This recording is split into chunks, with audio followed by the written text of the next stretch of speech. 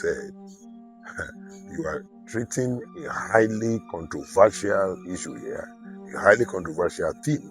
So they need problem pẹ̀lú àwọn Christians ẹgbẹ́ with this kind of thing.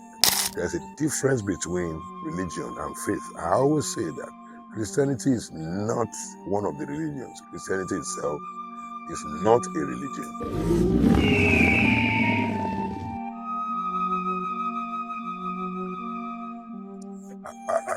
I don't think I am aware of any film I have done that carries the weight of dinner at 3 a.m. Oh, there will be better movies tomorrow, but I'm talking about any film that has been done since we had the 2006 Adeoti to Ilekun Gumara to Awujesu, the third film, to Pastors on Strike, to Anointed Bob Broke, to Jesus is not a Christian, to Sky Below the Sea, to Orisha Mimo. I don't think so. Dinner at 3 a.m. Carries so much weight that I marvel at. And I think it has more to do with the thematic discussion and, of course, the subject matter. I don't want to say so much about the film. It's a story of a king who becomes born again, who becomes a Christian and wants to scrap every other religion, as a king. I would not write that kind of story if it were to be 15 years ago. But somehow, some way, when you grow intellectually, when you read widely, you read more books, and then you become exposed, you travel out of the country, you get to understand the dangers of religion to the human race. There's a difference between religion and faith. I always say that Christianity is not one of the religions. Christianity itself is not a religion, and people do not know the difference between being religious and being spiritual.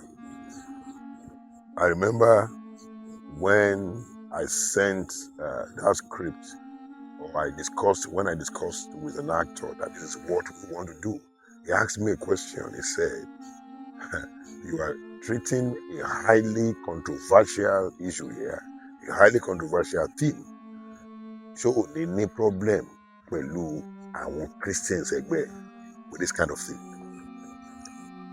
And the premiere was so great, the one we had at Month 21 in Ibadan on Easter Sunday, April 5, 2026, which was part of the Festival of Talents that we hold annually. By 2 p.m., the hall was filled already. In fact, by 2:45, when people were coming, they believe they call something African time. And I always say the African time is actually the prompt time. The time you fix is your African time. We watch those movies. If a Babalawo tells you to do something at 1 p.m.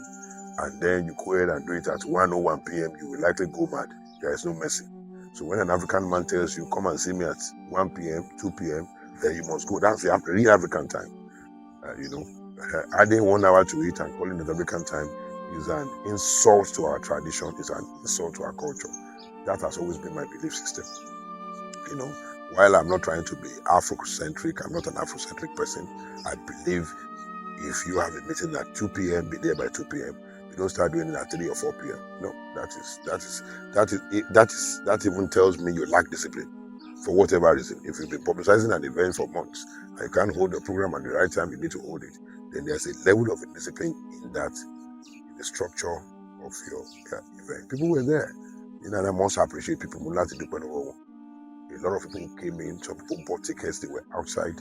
That capacity is a huge capacity. That's not a small hall, and you had people outside who bought tickets. No, really, as soon as they come and tickets, they were buying. That shows you. And it got to a point, the AC, it shows you the kind of love people have for us. But to the time ago, the AC was not even working. Because of the population, they were bringing extra chairs into that big hall. The AC was not working, and people still kept on buying tickets. People sat down to watch that 2-hour film to the end. I was scared. Maybe at some point I thought they would be going out because the heat was becoming unbearable. They sat down because, of course, there was a weight that film held them down. It looked like it's been a very, very long while people saw a very good content. You can't even tell where it's going. You don't even know what I was about to discuss. Come to the end. Ask anybody who came to Word Dinner at 3 a.m. We want to make sure that there is a message, from the gospel film world that can unify our people. We should stop preaching the message that disunites people, that condemns others. Jesus never came to condemn.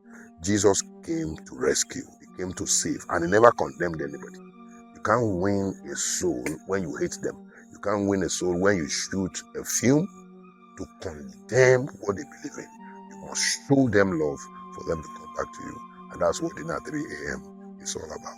I'm not aware of any film that I have shot in the past 20 years that has the depth and the mystery of what we have in Dinner 3 a.m.